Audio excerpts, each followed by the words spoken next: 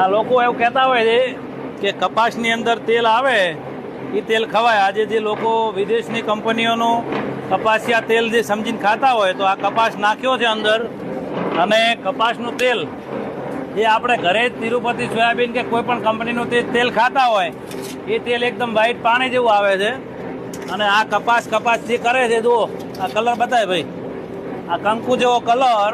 આ કપાસનું કાયદેસર પશુઓ માટે છે, અને લોકો પશુઓનું તેલ લોકો ખાવા માંડ્યા એટલે કેન્સરમાં કોઈ ઘર બાકી રહેવાનું નથી. એટલે મહેરબાની કરી કપાસના નામે કોઈ ખાતા હોય તો છેતરાશો નહીં, કારણ કે 50થી 51 કિલોનો કપાસનું અંદર નાખ્યું છે, તાર હજી 3 કિલો કે 3.5 કિલો તેલ બહાર નથી નીકળ્યું.